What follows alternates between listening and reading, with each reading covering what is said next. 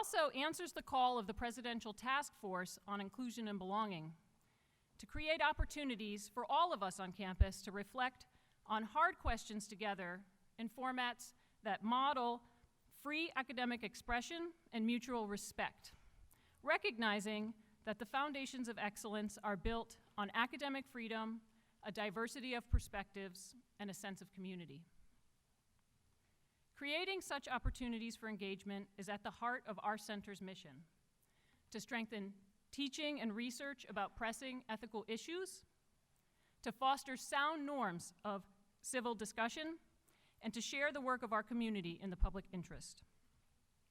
Tonight, it is our privilege and responsibility as speakers and audience members to build a space together that serves as a model for the difficult discussions that our democracy demands. Our topic this evening is immigration. I want to recognize that for some in this room, the issue of immigration is not an abstract idea to be debated at a distance. Questions of identity, family, safety, and community are at stake, and no one here takes that for granted. Tonight, we're asking everyone to be mindful that each of us brings our own values, beliefs, and experiences to this conversation. In the words of the task force, we ask that everyone speak bravely and listen generously. Before I hand things over to our center's director, Danielle Allen, I'd like to take the opportunity to share with you the principles that underlie our approach to this series, as well as the guidelines and expectations that will help create a welcoming space for this evening's discussion. The conversation tonight invites a civil exchange of ideas, and we support participation through both affirmation and dissent. We believe the right to dissent is the complement of the right to speak. However, dissent should not interfere with the speaker's ability to communicate. Rather, it should further the discussion. Just as we ask dissenters to respect the rights of speakers to speak and audiences to hear, we also ask audience members to respect the rights of dissenters. Anyone who interferes substantially with the progress of the event will be asked to leave. There will be a Q&A portion of the event following the conversation, and you may use your time there to engage the speakers with a brief question. To make sure that we have time to hear from as many of you as possible, we'll enforce a limit of no more than 30 seconds, and I have been equipped with this little device here to make sure that happens. Faculty members, it includes the sort of long preambles up to the question too, so 30 seconds for everybody. We encourage you to write down your question if you feel like you may not be able to meet the limit, and then bring that with you up to the mic. So thank you in advance for your respectful participation this evening. We look forward to a productive conversation. And with that, I'd like to turn the program over to Danielle Allen, James Bryant Conant University professor and director of the Edmund J. Safra Center for Ethics. Thank you.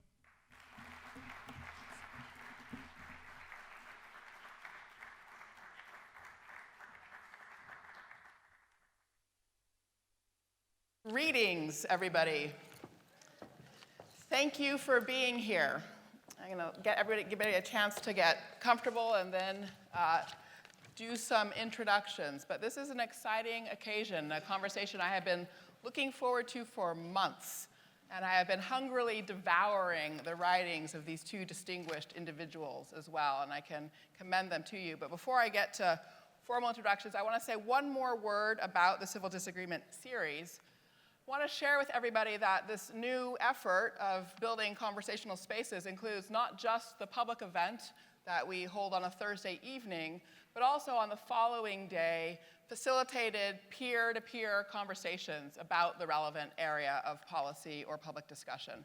So tomorrow we have a terrific group of students who have been taking training in facilitation over the course of the past month, who will be hosting small group discussions here, I think on the 10th floor, if I got that right, of the Smith Center, over free lunch, okay? So spread the word, free lunch, for the conversation. So tonight, it is a real pleasure to have with us two of the foremost experts on the subject of immigration policy in the contemporary moment. And the moment is a hard one. We are waiting, of course, for the Supreme Court's decision on DACA. I think in about a week's time, November 12th or so it's expected. The hearing is just right, of course. The decision will be this spring. The hearing next week. And on the border, of course, there's activity on a daily basis, activity from the point of view of enforcement and from the point of view of protest and activism. To my far right, we have Reihan Salam, who is the Manhattan Institute's 5th president. Prior to arriving at the Manhattan Institute, he served as executive editor of National Review and a National Review Institute policy fellow. He is the author, most importantly, of the 2018 book, Melting Pot or Civil War. And it's really terrific to have you here tonight, Reihan. Thank you so much. And sitting to my immediate right is Doris Meissner, who began her work in the Department of Justice in the Nixon administration and served in the Ford and Carter Reagan administration, and then in the Clinton administration was commissioner of the US Immigration and Naturalization Service. So at the point when immigration policy rested still in the Department of Justice, she played a leadership role there. Her accomplishments included reforming the nation's asylum system, creating new strategies for managing US borders, improving naturalization and other services for immigrants, and shaping new responses to migration and humanitarian emergencies. Doris is currently a senior fellow at the Migration Policy Institute, which she helped establish, and which is one of the leading think tanks for pursuing the question of how we ought now, in 2019, to be thinking about immigration policy. So we are lucky to have you both here. Thank you. Thank you. So we're going to dive in. And I'm going to start, actually, by asking each of our guests to say something about the historical context, to sketch out their picture of how questions around immigration have changed over the last, say 25 years. And I suspect your pictures are going to be somewhat different from each other. It'll be interesting to figure out what the tensions are. So I should start? Okay. Well, I would say that, we all know now that we're living in a period of this issue being absolutely supercharged. But it's never been an easy issue. It's always been a controversial issue. It's, I think, one of the hardest things we do as a country. And by and large, we've done it well over time, but it tends to, I'm trying to pick this up, it tends to be done well in the rearview mirror as compared to any particular time, where it is actually happening. Still, I do believe that we have had, at the very top of our political system, at least in our lifetimes, a broadly held consensus that both political parties shared, that whatever disagreements there might be on policy, overall, immigration was a net plus for the country, for us as a society, for our role in the world. And I think that is now shattered. That has changed. And that has changed with the election of our current president, who not only ran heavily on immigration as an issue, but recast the issue as a threat to the society. Basically, his campaign and his belief system is that immigration is a threat to our security, and it's a threat to the well-being of our workers and of our country. And that is really, I think, a fundamental turn in direction that puts us in a very different and difficult place on an issue that will always be difficult no matter what. Thank you for that. Reihan, what kind of picture would you sketch about what's changed? I take the view that two of the biggest forces shaping our immigration policy and the discourse around our immigration policy actually don't have anything to do directly with immigration policy per se. The first is the advent, this is going to sound silly, but the advent of containerized shipping. The fact that starting in the 1950s, you figured out a brilliant method to basically disaggregate production. There was a time when the United States economy had a very large and very labor-intensive manufacturing sector, a very large and labor-intensive agricultural sector. However, both of those sectors now represent a much smaller share of the overall US economy. Manufacturing now represents about 10% of GDP. Now, why does that matter? One reason it matters is because historically, a big part of the coalition for immigration expansion was employers. Employers who were hungry for labor, but particularly for low-wage, low-skill labor. Now, if you look today, you still have employers who are part of the Coalition for Immigration Expansion. However, given that agriculture now represents less than 2% of overall employment, and again, low-skill, low-wage manufacturing, much of that is now offshored thanks to the miracle of containerized shipping and many other technologies besides, you see a very different Coalition for Immigration Expansion that places a much heavier emphasis on the normative, on the cultural, on arguments rooted in a sense of cosmopolitan justice, racial justice, and much else. So the nature of that coalition has changed, partly because of this kind of material change. This is not to say there are extraordinary economic benefits to immigration, that's all true, but this has been a really big material change operating in the background. The other big change that people tend not to think about in the context of the immigration debate is demographic. So if you look at, for example, the baby boom era, this was a time when the number of births per woman in the United States was about 3.5. And then if you look at today, you're looking more at 1.8. You're looking at a level that is below replacement, and that's true, by the way, across ethno-racial categories. This is an area where you see immigrants, first and second generation Americans, you look at all these groups converging very quickly on this kind of new low level of fertility. Now, why does that matter? One reason it matters is because if you look at much of American history, you had much, much higher levels of fertility. Therefore, if you look at overall population growth, it was chiefly coming from natural increase rather than from a foreign-born population. If you look at immigration right now, it is not unusually high by the standards of American history. It is, however, quite high relative to natural increase today. Now, one implication of that is that when you're thinking about future population growth, when you're thinking about the future of the labor market, when you're thinking about the future of American culture and much else, immigration policy is a much bigger component of it. Aristide Zolberg wrote a great book some years ago called A Nation by Design. The idea that immigration policy is really about the design of the nation is much more salient now. Whether or not people are consciously aware of that fact, it really is a big factor, and it also plays into kind of intergenerational politics. Because now younger generations are much more first and second generation heavy than older generations. And that's something that absolutely plays into our politics, because in eras with a much higher level of natural increase, with larger family sizes, higher birth rates, this was an era in which the native-born old could definitively, firmly believe that when you're making investments in future generations, these are implicitly investments in your children and grandchildren. Whereas now, when you look at younger generations that look quite different, where the kind of foreign-born element is a much bigger component, you have a different kind of politics. Again, this is not necessarily something that people think about self-consciously or explicitly, but it's a really big factor operating in the background. Now, as to the particular partisan politics, this kind of stuff is all really important, and there's a lot more to say about that. But I think that it's important to understand in the context of these really big picture issues that affect not just the United States, but many other market democracies besides. And that's one reason why these issues really have become contentious, again, not just in the United States, but in other societies that have been affected by this disaggregation of production, the emergence of new, complex, multi-country, multi-firm production networks, and also this really sharp demographic change.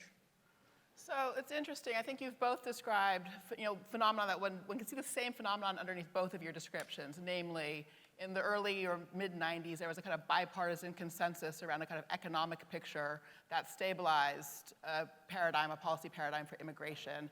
That economic picture has changed because of globalization, because of changing needs in the labor market. And as that sort of coalition has destabilized, sort of identity questions have emerged. They're sort of presented in the form of a rhetoric of threat from the contemporary current administration, from the president, in general, that they present also from the point of view of global humanitarian justice questions on the other side of the balance. So the question then that I want to start to get to is how each of you is thinking about immigration in the current moment and what the right values are for shaping immigration policy.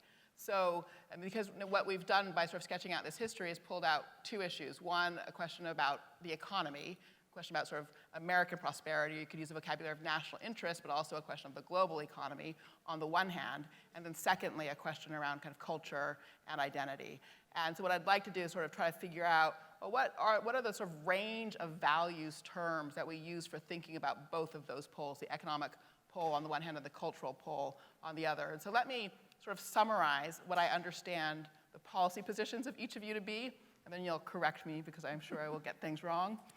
And then we'll talk about what motivates you in this. So Doris, I mean, I've been really struck in your recent work by your focus on asylum, which on its surface does not appear to be about either economic issues or identity issues. And so you've been investing a lot of time, I think, in helping us think about how we could improve the asylum system, and I think you use a vocabulary of fairness for talking about asylum. And then you've also made the case that we should be investing in Central and South America and seeking to stabilize those states and regimes so that people have possibilities for flourishing in their countries of origin. And Reihan, on your side, you seem to be really focused on reorganizing immigration policy paradigms around bringing in high-skilled workers, not trying to bring in low-skilled workers, and on really prioritizing the question of the sorts of relationships people have to this country or to their country of origin. That is, it really matters to you that this country be a community where everybody takes responsibility for the people who are here, so that if you have an immigration system, it has to be structured in such a way that the people who are receiving immigrants are ready to take full responsibility for them, not relegate people to second-class status in any kind of way, incorporate them into the social safety net, et cetera, but then that also means a sort of narrower sort of pipeline for intake, you might say, in some sense, because of that high level of commitment to the people that you bring in. So first question is, how closely did I get to sketching your actual views? And how close did I get to getting that right? And then the second question is, once you've fixed the picture, what is your kind of core motivating value as you try to figure out what the right thing to do is in this space? You want me to start?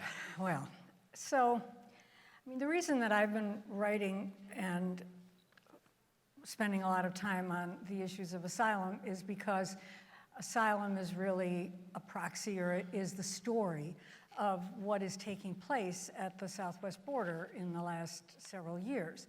And so, I mean, the issue really is the issue of border security and what are the rules and how are they being enforced. And the situation that we face is one where it's one where you have to look back at least several years. This big flow from Central America that peaked this year, it has antecedents to it. It goes back into the last administration. It actually, when you look at the numbers, starts to be a shift in the flow from Mexican migration to Central American migration that begins in about 2012, 2013. And we have, particularly since 9/11, as a country, put enormous resources into the southwest border. And we've put enormous law enforcement efforts into immigration enforcement. And contrary to what the public thinks, and contrary to the way politicians talk about it, particularly current politicians, we have a very modernized southwest border infrastructure and system in place.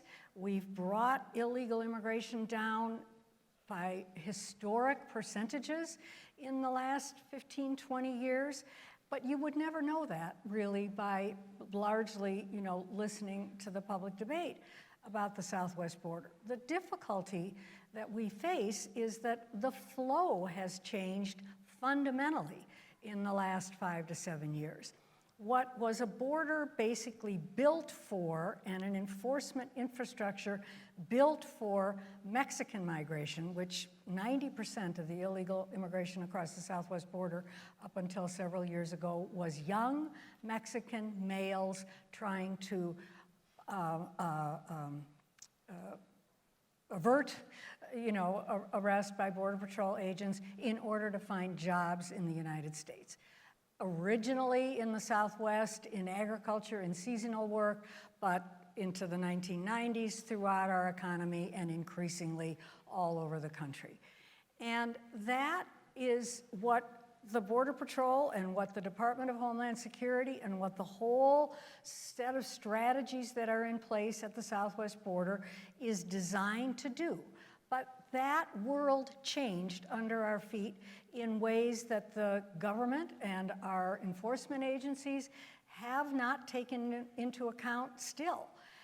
Because when you now have a predominant flow of people from Central America, people who are coming in family groups, and people who are definitely seeking economic opportunity in the United States in the traditional way that has been the case for Mexicans, but also are leaving and fleeing from severely dangerous, violent conditions, particularly against certain groups, particularly against women. It's a different enforcement effort that is needed.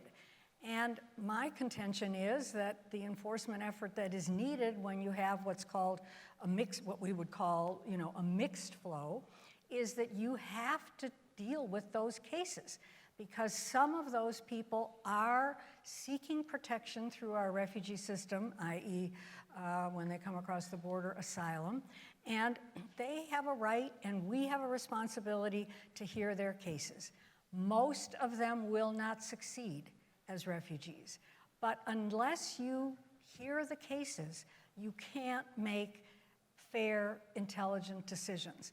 So we should have been investing in the last 5-7 years in our immigration asylum officers, in our immigration judicial system, in our ability to make fair, timely decisions on those cases, as compared to what we've seen, which is every effort to try to prevent people from even getting access to a system that can make decisions on their cases. And it's not working.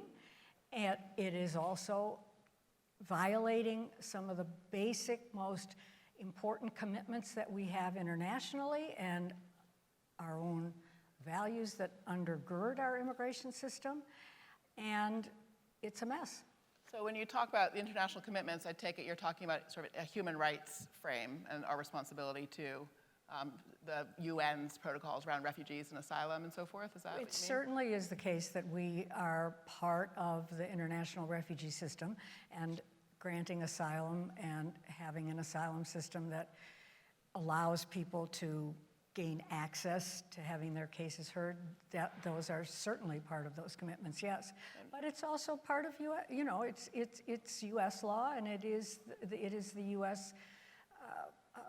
Part of the immigration system that is based on protection and based on fair treatment, and those are being massively violated. And so when you talk about the democratic values that undergird our immigration system, can you just say more what you mean by that, too, when you say that's what's also at stake in this? Well, I think that, these things tend to be talked about as either or. They tend to be talked about, you have a human rights frame, you have an international law frame, or you have a border security frame. I don't accept that. I think they coexist. They must coexist. There are different decisions that you make over time, as I said, on what parts of the system you invest in, depending on what kinds of flows you have and so forth. But it is absolutely legitimate to be humane and to treat people fairly, to make decisions in a timely fashion, but also to recognize that border security is a legitimate aim of any country, certainly of a country that is the wealthiest in the world, to which many more people want to come than it's going to be possible for us to bring or accept. And so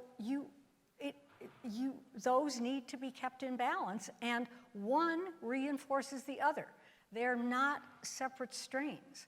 I myself believe that a well-functioning asylum system brings with it its own self-correcting dynamic, because if you decide cases in a timely fashion, if you decide them in a fair fashion, those people who are eligible for protection in this particular flow, it will probably not be more than in the 20 or 30 percentiles, but they get protection.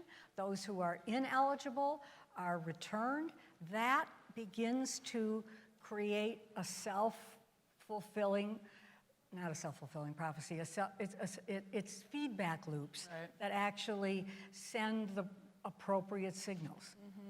And so last question on asylum, and then I'll come over to you, Reihan. But so what about the view that given what's happening in the world economically with incredible differentials and disparities, and given the impacts of climate and so forth on migration, the category of asylum should just be a heck of a lot bigger? How do you think about that? Well, asylum systems in the United States and in other countries throughout the world were not built to be able to deal with mass numbers and mass flows. They just weren't. If you're going to actually hear cases, if you're going to actually consider people under the international definition, which is quite a stringent definition. I mean, let's just remember, in order to be granted refugee status, and refugee and asylum are interchangeable terms, even though they seem not to be. Asylum is when you actually arrive in the country. Refugee is when you're, in Jordan or Lebanon and being considered to be brought to the United States. But you have to show a well-founded fear of persecution based on one of 5 grounds: race, religion, nationality, political opinion, or membership in a social group. That's a high standard. And the high standard exists for a reason. We cannot save the world through our asylum systems or through immigration. I mean, immigration is something that countries, I believe, nation-state system, that's what we're still organized in around the world that we live in, has a right to decide and choose on, who can come and who should come, and what interests you have that are served by immigration. So there are lots of other things that need to be done where climate is concerned, where repression is concerned, where lack of governance, where failed states, that you can't scoop that all up in immigration or in a mass asylum shift. Okay, thank you. Thank you very much, Doris. So Reihan, I was describing your interest in high-skilled labor and rebalancing migration policy around that, deprioritizing family-based migration and so forth. Can you give everybody a better picture of your basic policy paradigm, and then we'll dig into that as well. You and Doris both spoke earlier about this idea that there was once this bipartisan consensus, this kind of grand bargain that, through a series of different iterations was on the verge of being struck. And basically that grand bargain posited that the two sides of the divide are, this is a simplification. On the one side, let's say organized labor that is seeking some kind of expansive amnesty so as to essentially ensure that you have a legal labor force that can be organized, et cetera. Also, there's, of course, a humanitarian component to that. And also another side, typically folks who are champions of a kind of more laissez-faire approach to economics embrace labor migration, seeing it as something that would be a boon, something that would expand the workforce in ways that would be a boon to productivity and what have you. And I think that one big motivation for me was just thinking, look, the nature of our political system is that you need some kind of broad overlapping consensus in order to pass legislation, to pass major legislation. And my view was that that compromise did not actually cohere given the actual distribution of public opinion. That was a compromise that reflected the sensibilities of some organized groups that didn't necessarily always capture the views of mass constituencies. I think the kind of support for some kind of large-scale amnesty certainly did. I mean, that's a kind of view that is very widely held. But the idea that we want to have a more permissive approach towards labor migration, that was not something that really had a mass constituency. There certainly is a kind of large constituency for more permissive policies and humanitarian grounds, but the idea that it's going to be a bipartisan compromise and those are the factions that you want to reconcile, that's something that I just didn't think was really operative in this moment. And so a big motivation for me was just trying to think not so much, well, what is Reihan Salam's kind of ideal system, but rather thinking, given the nature of our political system, what is something that would be some kind of decent, acceptable, tolerable compromise that reflects some of the underlying realities? And the challenge is that when you look to mass opinion is very malleable in all sorts of ways. If you look at partisanship, for example, support for free trade among Democrats and for NATO among Democrats sharply increased in 2017. Certainly, if you look at Republicans, their opinion on any number of issues has changed pretty sharply too in response to, it's thermostatic, in response to who is in the White House, what are the kind of symbols you're seeing, but that doesn't necessarily reflect a kind of durable shift in public opinion. So when you're trying to chase mass opinion, that can be kind of challenging, but just what I wanted to do is just do a kind of thoughtful look at what are some of the underlying issues and what could make for a kind of durable compromise. And one thing I saw consistently is that opposition to immigration is not unusually high. It was actually higher, for example, in the mid-1990s than it is today. Support for increasing immigration levels is higher today. However, it's still in the range of around, depending on the survey that you're looking to, around 20% of the public. If you're looking for support for reducing immigration levels, it is nowhere near a majority position. That's a position where maybe it's around 30%. Those numbers were quite a bit higher again if you're looking back to the 90s, but again, it's not quite high. You have this very strong status quo bias. You have a plurality that favors keeping immigration levels roughly the same. By the way, if you press people and ask them exactly how many immigrants do we admit every year, people oftentimes don't know the answer to that, as you'd expect. You can't expect people to have that kind of specialized knowledge, but it just did seem as though there is this kind of status quo bias, and the number of folks who want to sharply increase immigration levels is relatively small. Now, if you look at many of the iterations of kind of compromise legislation recently, for example, most recently under President Obama, this was a proposal that would have sharply increased legal immigration levels. That could be a good thing, that could be a bad thing, but that is something that certainly seemed to be at variance with this, kind of pretty broad opinion in the public. And one thing when you look at that, that grand bargain, that compromise legislation, one way to think about it is that it was an effort to not make anyone make any hard choices. There were no sacrifices to be made. It's kind of trying to take the Immigration Expansion Coalition, give everyone something they wanted, and then try to reconcile things that way, and basically try to take the people who either want to keep levels the same or to reduce them to kind of push them off the board. And that engendered a lot of distrust. It engendered a lot of resistance. Some of that resistance manifested itself in unhealthy ways. But I think that when you think about that, gosh, you were going to almost double legal immigration levels, when actually the kind of number of folks in the mass public who wanted that was not very big. So just kind of trying to think from there. Okay, well then, what would you do? How would you restructure things? And one part of it is that, okay, when you look at some of the principles of U.S. immigration law, this idea that we have refugees and asylees, the idea that you are going to have some people who are desperate, who are in need, who are looking for refuge, and we want that to be part of a kind of an immigration system that we can be proud of. Kind of that's been a part of it.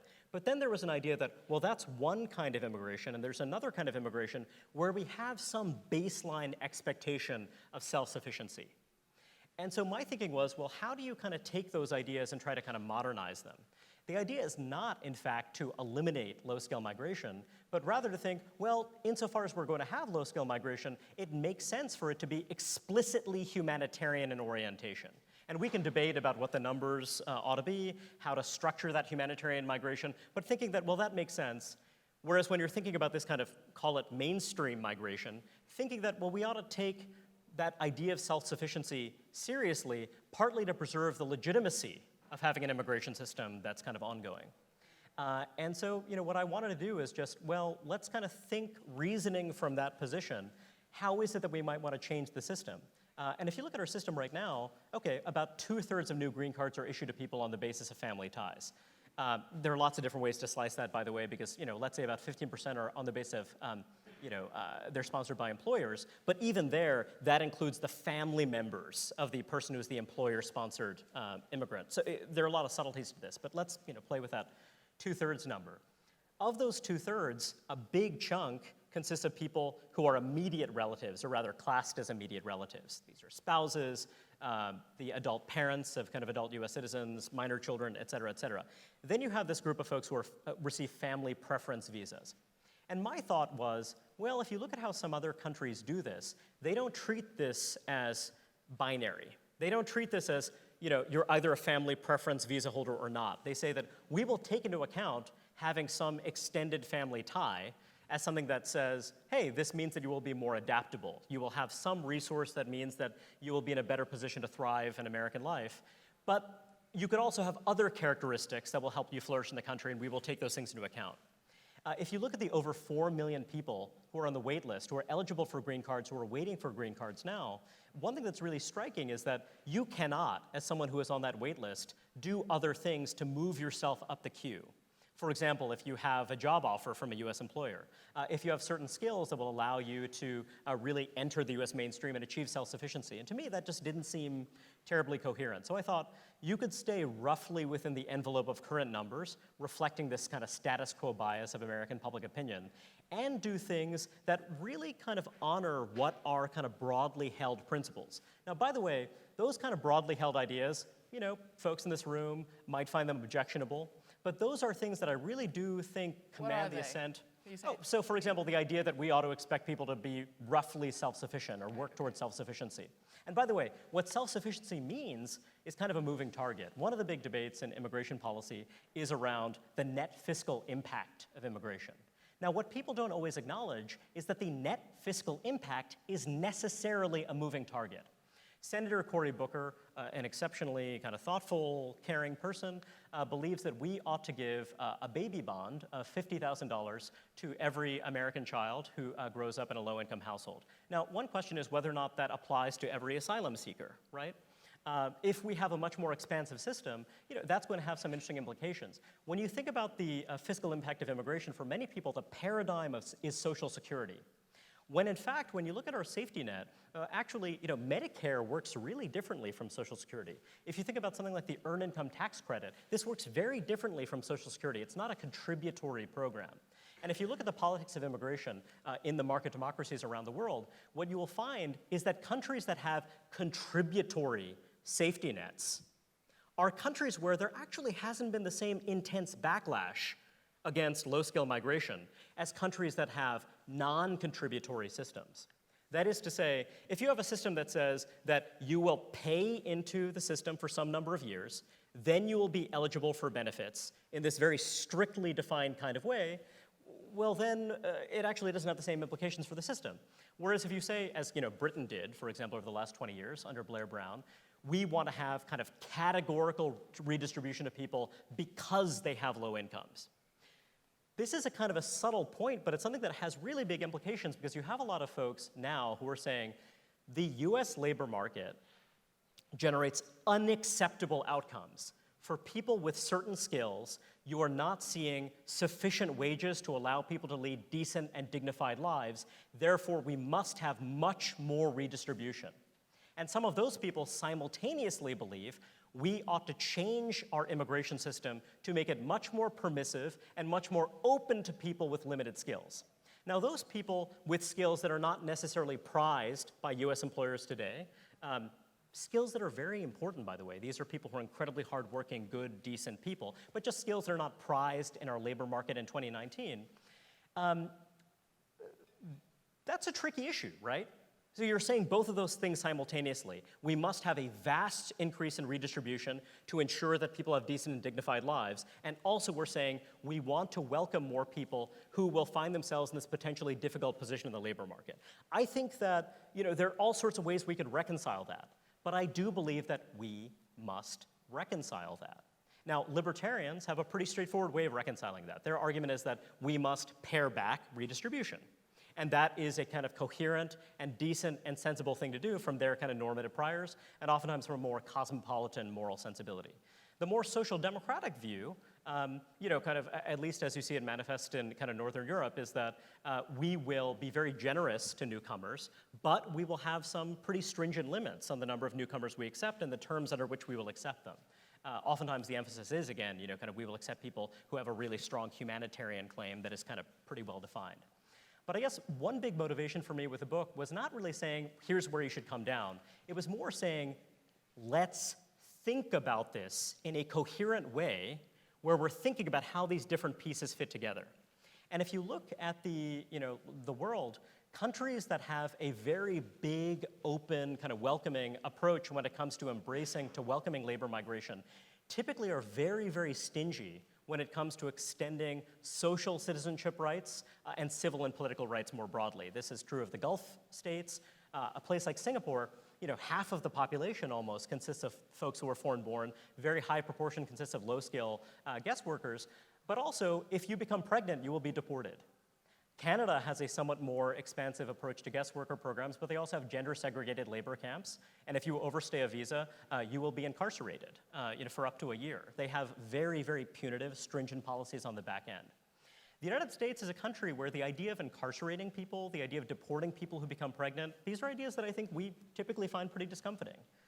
We don't really like them. But on the other hand, having this very thick conception, kind of American identity is also something that I think, is not something that everyone embraces. So what I was really trying to do is just try to come up with something that is roughly coherent that could command the assent of a broad majority, and that was tricky.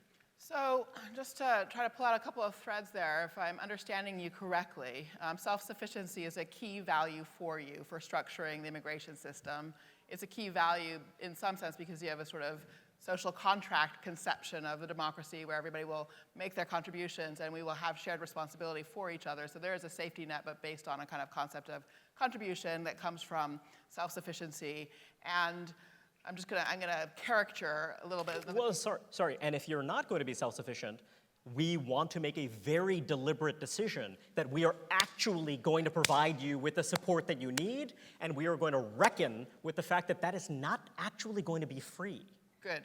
So then the second piece being that the sort of orientation toward a global concept of justice, say, is a humanitarian one, and it's sort of got a small window where the focus is on the kind of social contract picture, and sort of self-sufficiency in the kind of domestic context.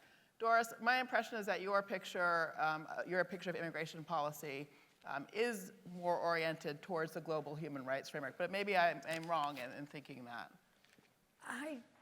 I mean, I certainly think that it's a critical part of our immigration traditions, of our history, of our role in the world, but I wouldn't say that that's my primary, motivation.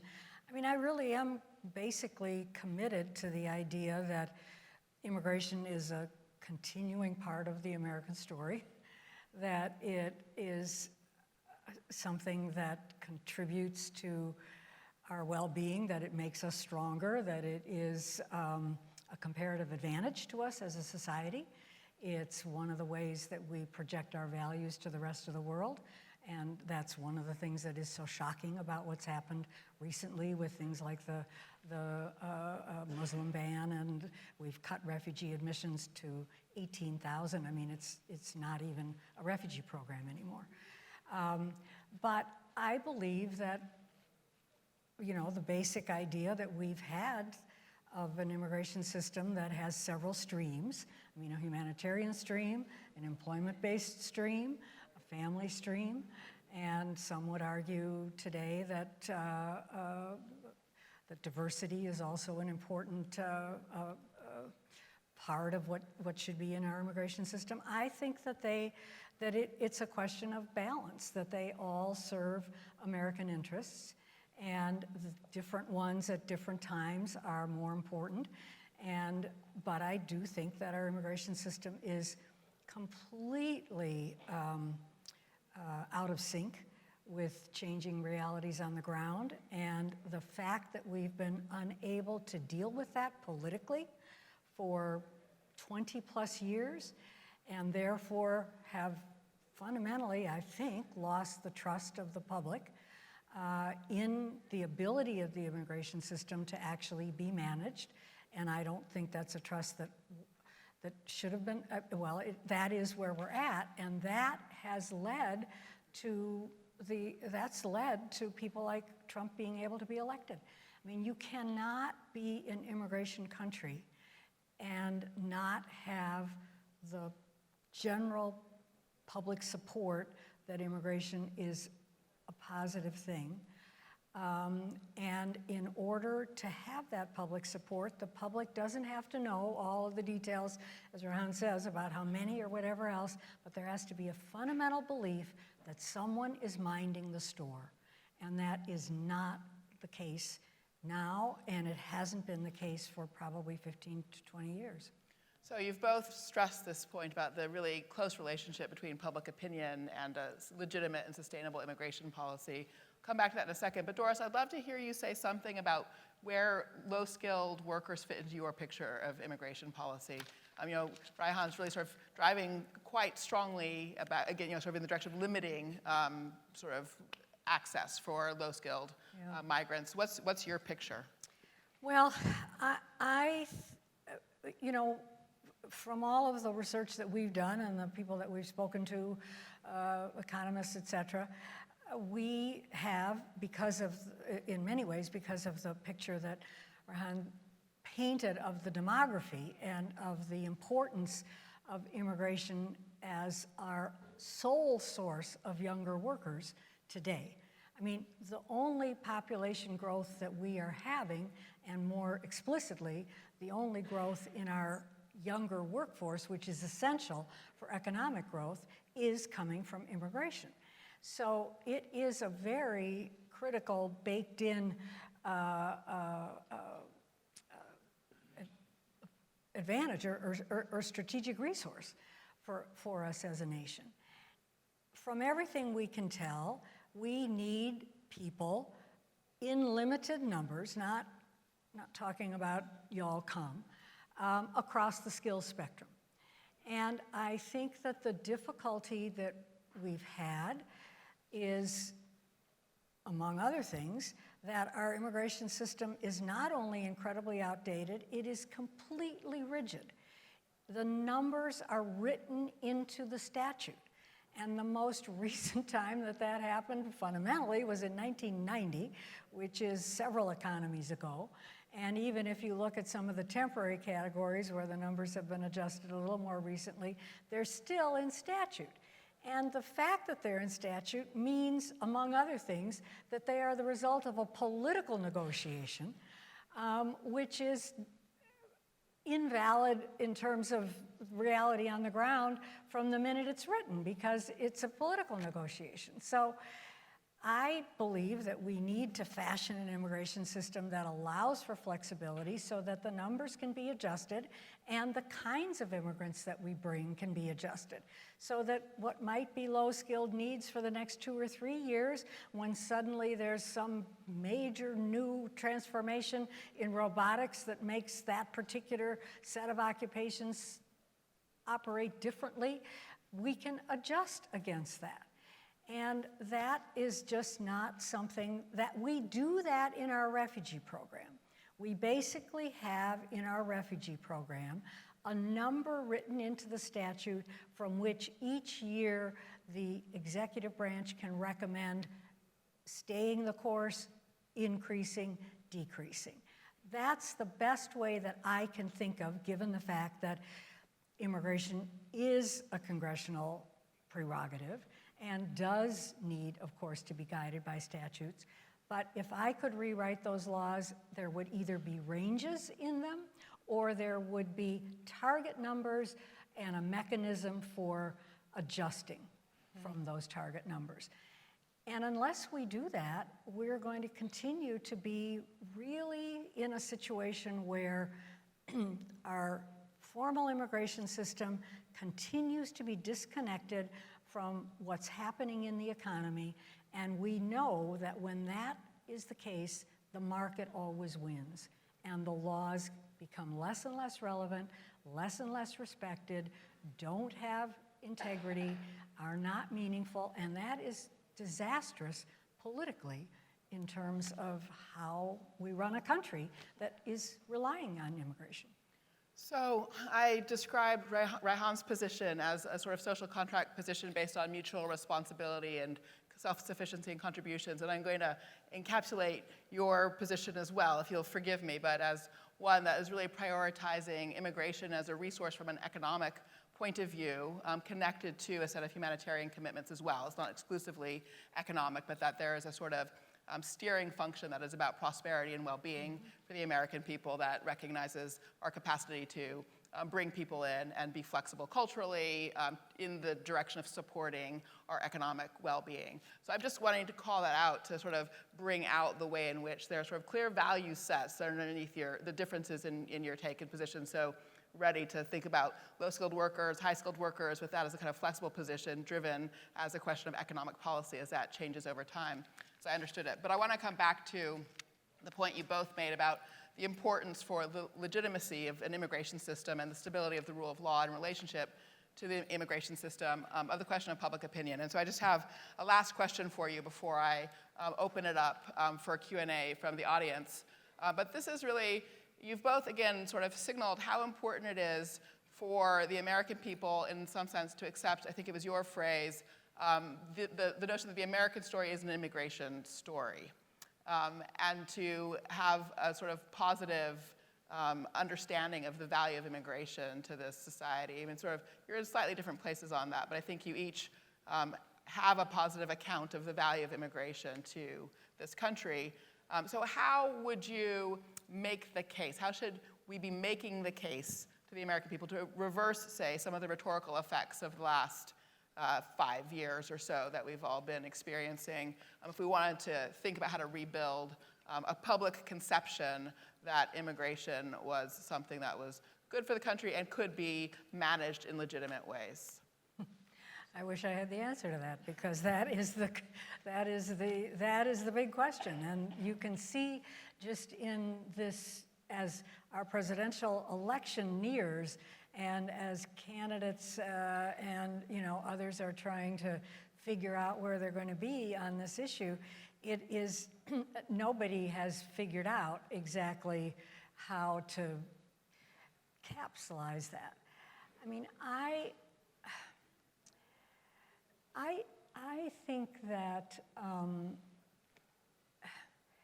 we have to, we always, people like me, any of discussions like this, think tanks, we do all the research. We work on the analytics. We can give you the numbers. We can tell you what the economic impacts are. We can do the net fiscal, the overall, it's a plus for the country. It costs much more at the local level. That's why sometimes there are such reactions, because the burden is on health systems, on education systems. That's property tax versus the Social Security fund, which we are managing by money that people working illegally in the country are paying into it. And none of us blinks. That's just fine. That somehow we have billions of dollars that nobody's ever going to claim because they're on false numbers, and we balance to a degree the system out of that. We give through the IRS employment identification numbers so people can bank, and in another part of the government, DHS, we're out there trying to figure out how to do workplace enforcement. I mean, there are so many contradictions and to some degree hypocrisies in the society about all of this.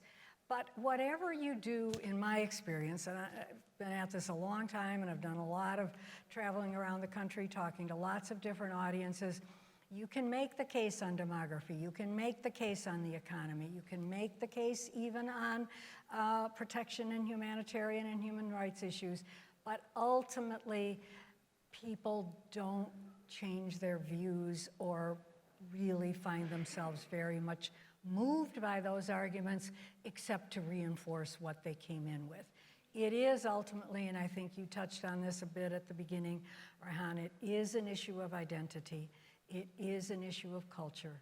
It is an issue of the country changing, and particularly now changing along lines where race and ethnicity are so visible.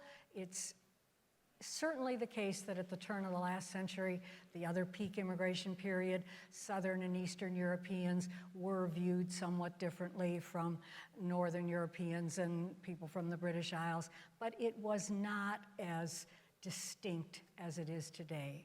And so the country is changing. Immigration, I would argue, is actually a lifeline. It is saving us as a country. It is saving many parts of the country in terms of more rural areas hollowing out, skills that we need, international competition, innovation, all the numbers coming out of Silicon Valley on the country, change that is brought about by people with immigrant backgrounds. But ultimately, it's an incredible sense of change that we didn't decide to do. And that is at the core, I think, of the, discomfort and the real resistance to immigration, because it's happening before our eyes and we don't feel as a public that we chose this. My view is that we actually, when you say we in these contexts, it's I mean, kinda the tricky. democratic system. Oh, no, I know what you mean, but I'm just saying, my own view is that I actually think that a lot of Americans, particularly influential Americans with a lot of voice, have an excessively romantic and sentimental view of immigration. So I would actually argue that that is a good place to start, trying to kind of revisit that and stress test that.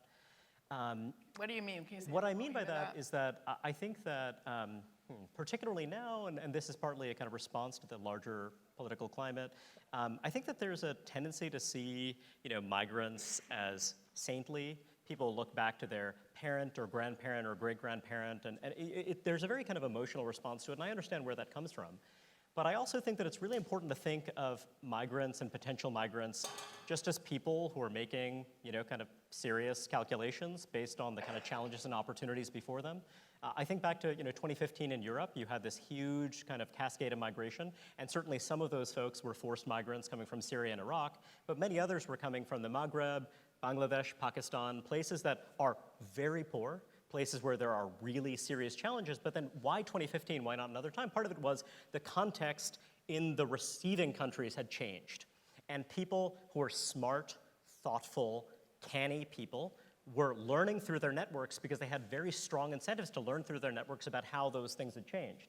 So I think that that's just an important context to keep in mind. People respond to incentives. So when we were talking about high skill versus low skill, that's one area where Doris had mentioned, look, you want a system that's dynamic. And the ideas that I have, in the book and just kind of thinking about how you might modernize the immigration system are also kind of dynamic and reflect that, look, that's going to mean different things in different contexts. But the thing that I think is really important to keep in mind is that when people talk about high skill versus low skill, they think of it as though one is necessarily one type or the other, and that actually people are inert and unchanging, as opposed to thinking about people who are potential migrants as actually responding to systems. They're responding to the incentives that systems create. One of my favorite examples of this is looking at the experience of Fiji. If you look at Fiji, the indigenous Fijian population and the Indo-Fijian population had very similar levels of educational attainment until you suddenly had in the 1990s a series of military coups and threats that made a lot of folks in the Indo-Fijian community feel targeted and endangered. And what happened in the 20 years after that is that you had a huge increase in educational attainment among the Indo-Fijian population, but it wasn't just random. It was actually an increase in educational attainment with an eye towards Australia and New Zealand's visa point systems. People literally started acquiring the skills that would allow them to maximize their chances of securing one of those visas. So it's not that, I am either smart or not smart. I'm either capable of learning to speak English or not capable of learning to speak English. It's about what are the incentives we're embedding in the system. There are 1.7 billion people around the world who are English language learners. The vast majority of these people are not people of European origin. And when you think about just trying to kind of build incentives in the system and thinking that migrants are people who respond to incentives like anyone else, then you kind of think that, well, some of these high skill, low skill distinctions are not intrinsic to the nature of someone's being, but rather trying to create some kind of coherent rules of the road that kind of give people some kind of predictable and coherent path towards migration. And then, by the way, in the Fijian case, you had a large number of people who gained those skills who stayed in Fiji and then created a tech industry in a country that was an awfully poor place. So the irony is that actually kind of creating the system that could be characterized as exclusive actually created a kind of wider aperture and something that actually changed life in a meaningful way, not just for migrants, but also for some of those folks and communities they left behind. So I think that, just keeping in mind that people change, that people are sensitive to incentives, and that people aren't inert, they're not just one thing or another, is really important for understanding this larger migration debate. So thank you so much. We didn't get to talk about exactly how it is democratic populations make decisions about how they change themselves over time, which is, as you said, at the core of this too. So I hope that might come out in the questions. But thank you for a terrific conversation, and then we'll start the Q&A. So thank you.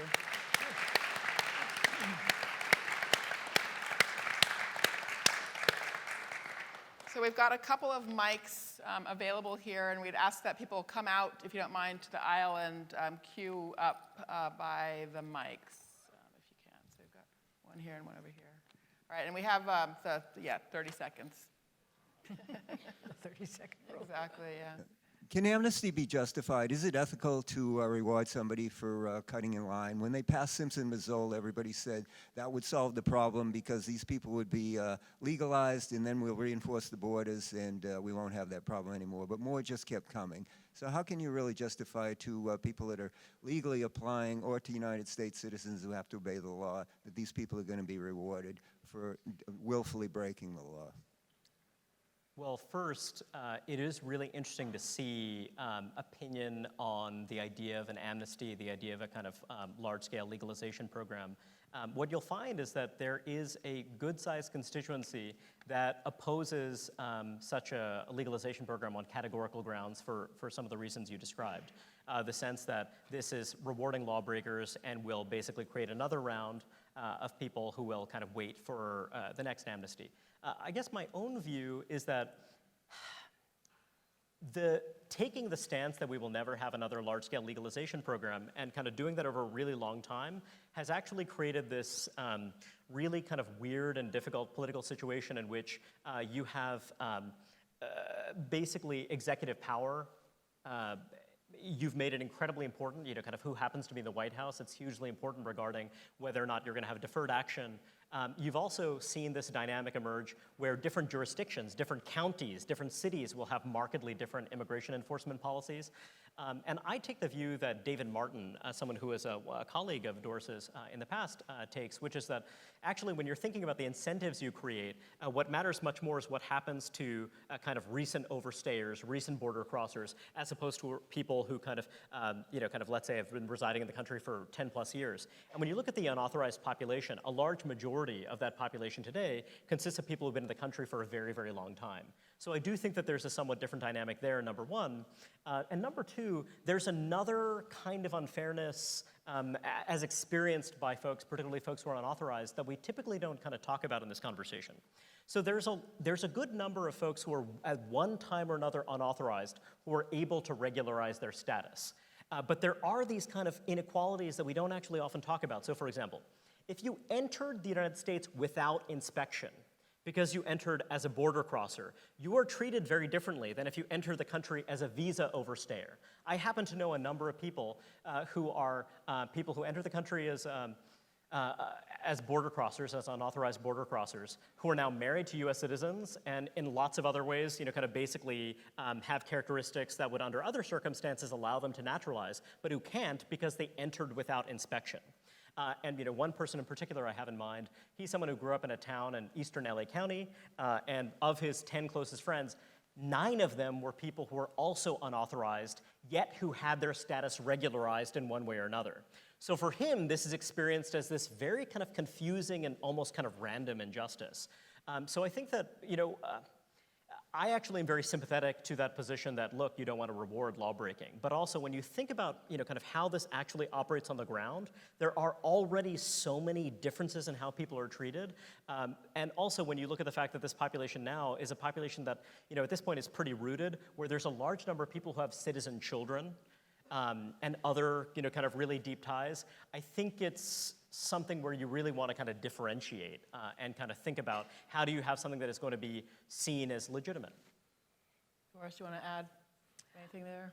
I don't think so. I mean, I'll just throw out one thing, which was a sort of powerful moment in your book, Reihan, where you make the point that often the rhetoric around immigration is about the need to welcome strangers, and you made the point about DACA in particular, that that's the wrong rhetoric in this case because we're talking about people who have resided in this country for a long period of time and are in no sense strangers but are members of our community. And so the question is, what's the right thing to do in relationship to members of our community? But I think do we have one here? Hi, good evening. Thank you very much for such a rich and honest conversation. As a Marine Corps veteran who came here to the United States as a child, I would like to know what's your opinion of the framing the Trump administration versus the ACLU of the children who have been detained, and how do you think understanding that framing between how they describe or how do they portray the children, how can that help possible compromise? Doris? Yeah, well, I think you're referring to the period of time where families were separated, the family separation issue. You know, for me, it does go back to what I was trying to talk about earlier, and that is that, you know, this is an administration and these are government agencies that, you know, were instructed basically to do everything possible to deter these flows. I mean, these flows from Central America simply have not, in the current period, been recognized as in any way legitimate flows. And so the whole effort has been punitive and deterrence-oriented, that tough law enforcement responses are the responses that will change the behavior and change the flow. And obviously the separation of families was the most extreme of them. Now, I want to be sure to say that, you know, when you talk to people in the administration, they will always say they did not have a policy of separating families. The policy was a policy of zero tolerance for crossing the border illegally. And that is true. That was the formal policy promulgated by Attorney General Sessions when he was at the Justice Department, that there would be zero tolerance. Everybody crossing the border illegally would be prosecuted. That led, though, to separating people from their children, because in order to prosecute people, you have to detain them, and in order to detain them, you have to take their children from them because there are court restrictions on how long it is that you can detain children. So it's a bit of linguistic gymnastics. But what all of the research shows you is that the more harsh the policies became, the more it incentivized the flow. And the reason for that is complex, but it has to do with the feedback loops that the smugglers use, that families in the United States who are connected to family members and villages and different parts of countries in Central America are saying to each other, because the psychology that created, setting aside the damage, emotional damage to children, families, et cetera, from the separation, the message that sent is it will get even worse if you stay longer, come now, because these are policies that are only going to intensify. So everything about the way in which these responses at the border have been fashioned has led to the opposite effects of what's been intended. And largely that's because, in my opinion, the flows themselves have been misunderstood and have not been treated in ways that ultimately would generate deterrence, but also deterrence along with protection where there have been, in fact, real cases. And by that last point, you mean the need for an actually functioning asylum system that is getting And people also, answers for fairly. border enforcement that recognizes reception centers, that determines quickly. I think myself that border courts are probably a good idea, but I would have border courts because you need to decide those cases quickly. One of the big problems has been that the asylum system is so backlogged that people who get here stay here for 4, 5, 6 years. That is not a system. You have to decide those cases as readily as possible, particularly when they're immediately crossing the border. And the reward is that if you get here, you'll stay for years and years and get a work permit. That is not a system. So I would be fine with border courts and with deciding cases in 3 or 4 months, as long as people have legal representation. If we would allow legal representation for cases like this, it would cure so many of the difficulties that surround the issues. But as a society, we are absolutely allergic to that politically. From the time that the legal services corporations basically disappeared for poorer people in probably the late 1980s, the idea that anybody would get free legal representation or even have a system for giving it, much less people coming across the border illegally, has just not been viable. And until we rethink some of those things, we're not going to be able to deal with these kinds of flows. Thank you. I think we've got another question.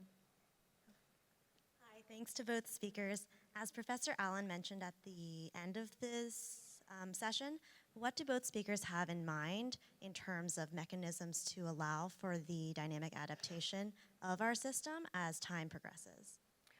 I didn't hear that. What mechanisms would you use to achieve the dynamism you're both endorsing? Well, I imagine I would see this a little bit differently. There's a lot of controversy around points-based systems, but that would be roughly my starting point. And one approach, particularly what I have in mind, is a strategy that would modernize our employer-based visas, and also that would take family preference visas and put them in what I think of as a blended category. One that takes into account, for example, age, that takes into account skills, but also that takes into account employment offers. When you take into account employment offers, wage offers, et cetera, this is something that allows you to have some modicum of flexibility because, of course, it's not quite as rigid as saying that we're going to look to these particular skill categories, these particular occupational categories. And I think that that's something that would allow for some greater flexibility. And also, one thing that's really important to keep in mind is that when you look at green cards that are issued every year, a large number of them, it's typically around half, sometimes more than half, are to people who are status adjusters. That is to people who are already residing in the United States on some non-immigrant visa who are then securing a permanent visa.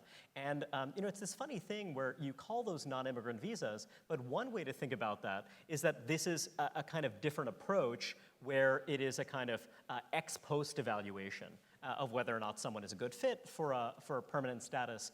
And I think that actually leaning into that in a thoughtful way would make a lot of sense. If you look right now, you have this huge issue where there are a large number of people who've secured not just one, but also two kind of terms as H-1B visa holders, yet who find it really, really hard to navigate the system because, for example, one, they might come from a country that already sends a large number of folks to the United States, therefore they're kind of in this capped visa category, so they have a very long time to wait. Also because you have a very constrained number of those employer-based visas. So my thinking about creating this kind of larger blended category is that it will allow a smoother path for some of those people who are status adjusted, a smoother path for example, people who've pursued their studies in the United States and who've already formed substantial ties in the country. So I think that that's kind of one thing, leaning into some of the realities of our system and how it's changed, and leveraging that to create a system that is a little bit smoother and also a little bit more dynamic. Do you want to add anything? Yeah, I actually agree with what Reihan has said, and I would say in addition to that I lean a little bit more in favor of employer-driven in terms of job offer than points. I think that frankly, politically, points as a system has a kind of an aura about it now that somehow it's scientific and therefore we would do better with our employment-based immigration by using points. So I think as a practical matter, if when we're writing legislation, probably have to come up with a bit of a scheme like that. But we actually do have a very,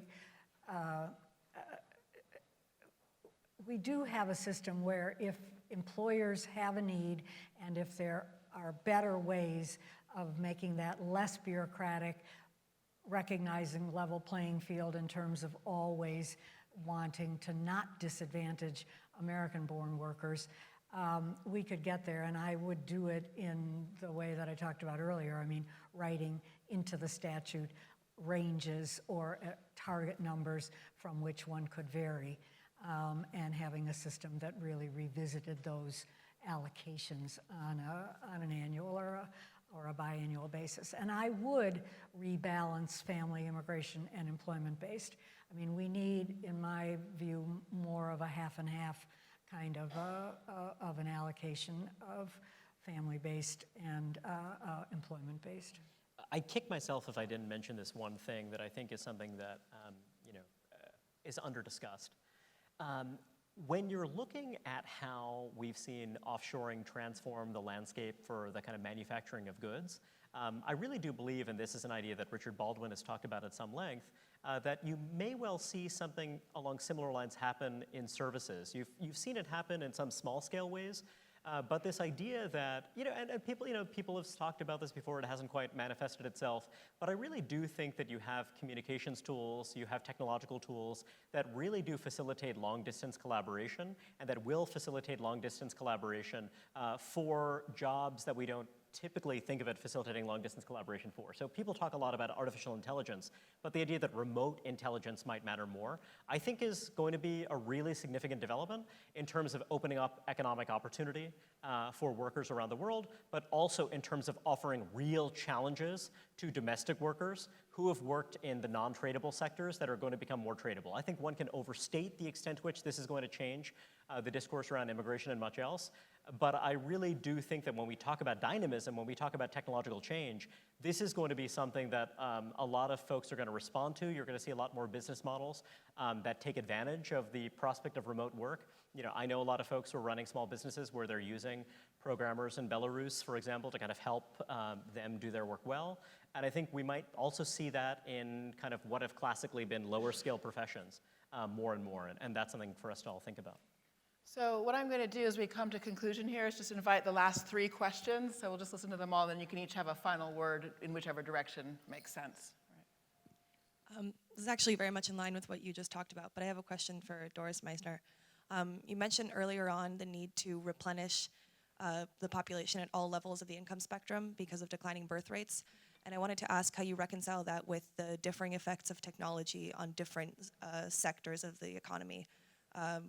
Technology tends to complement higher skilled work, have little influence on low skilled work, but really act as a substitute for medium skills. So wouldn't that point to more, going in the direction of a immigration system that's more in line with what he was discussing, with greater influence on the top and the bottom and not so much on the middle? Hi, thanks for the discussion. I just wanted to ask, do you think that it's useful to speak about the migration debate across national borders? So we see a lot of the time we talk about anti-migrant sentiment existing in the EU, in the UK, and in the States. But it seems to me that the people who vote against migration want very different things in each of these countries, whether it's democratic control of border policy or to simply cut down on illegal migration. Can we speak about the migration issue as a world issue, or does it have to be specific to each and every individual country? Thank you. I had a question about the role of deterrence in immigration policy. I know that something a lot of people point to at the southern border between the US and Mexico, that a 1994 policy enacted called Prevention Through Deterrence was meant to kind of funnel people through the southern Arizonan desert by putting more enforcement in, I believe, is El Paso and San Diego, which has led, some would say, to an increase in deaths of border crossers who are trying to traverse a very difficult and hostile environment. I guess I'm wondering, in the context of trying to have as you said, a flexible immigration policy when we're talking about large-scale enforcement, kind of bigger military-style investments? How should we go about adjusting and also being humane about those people who don't seem to be deterred by these kinds of policies? Thank you. All right, maybe Reihan, final word, and then Doris, final word, and then I'll close.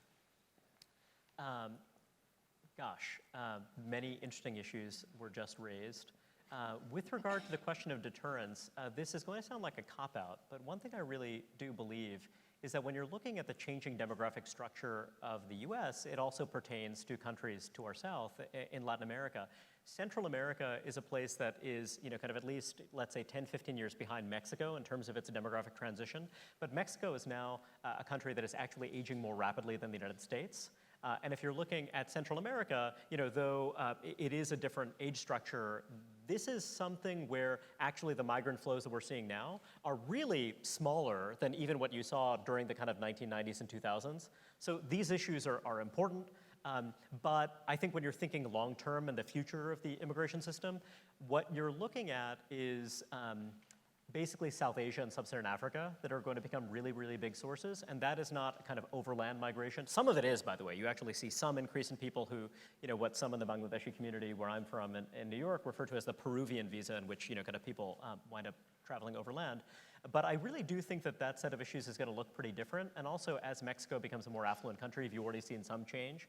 So the idea of Mexico being a partner to the United States in terms of kind of managing migration. This is a very contentious issue, but I think that it's the direction of travel, and that's going to have a big effect on some of those issues that you raised a moment ago.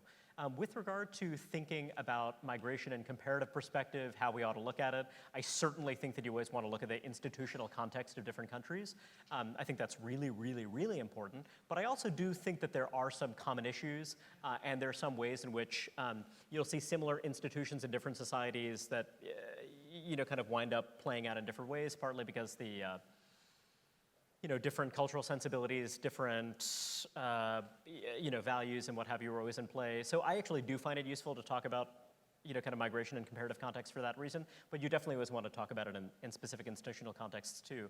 And I know I'm cheating here because I know that was a comment for Doris.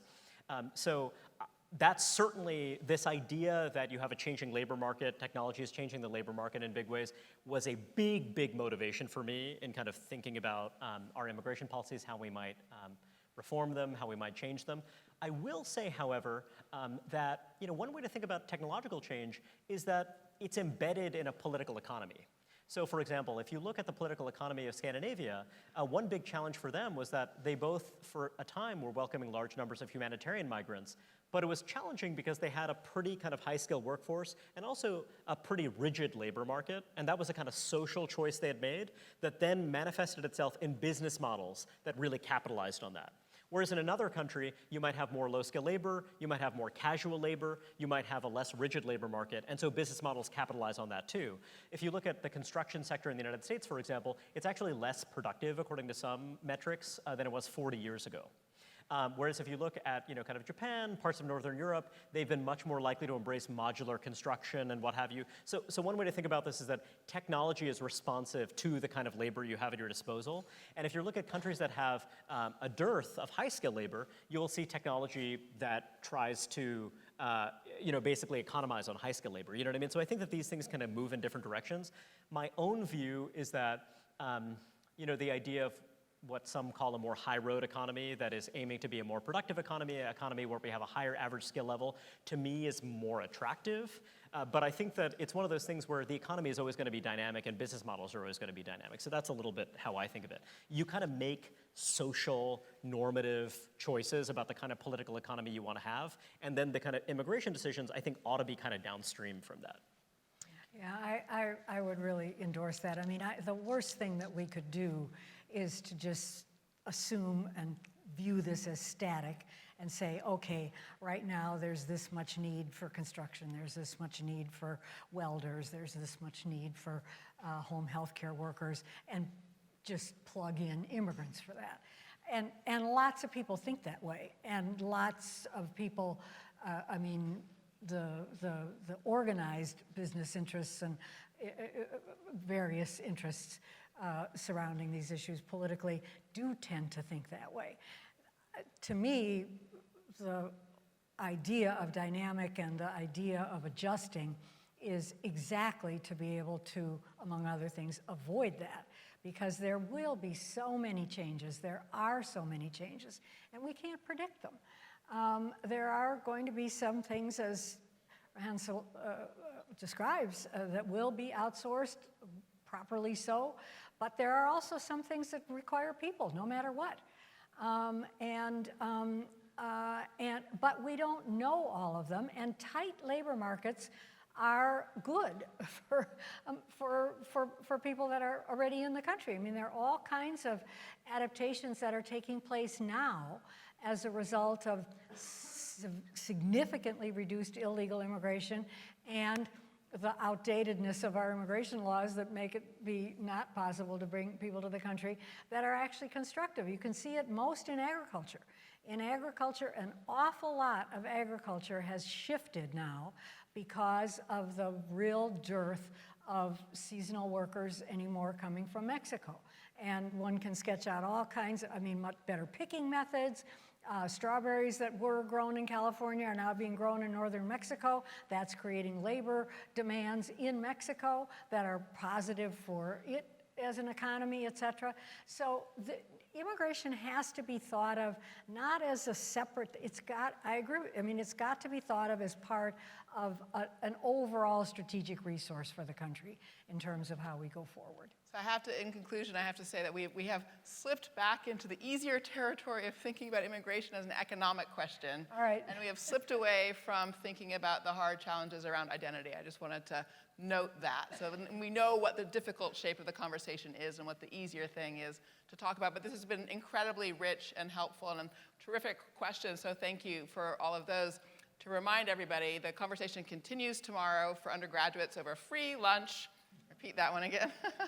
And so please, if you're here and thought that this was helpful and want to keep talking, tell your friends, bring friends along tomorrow to the 10th floor of the Smith Center for discussions across difference is the broad label for those conversations. But let's thank our guests for a really terrific conversation.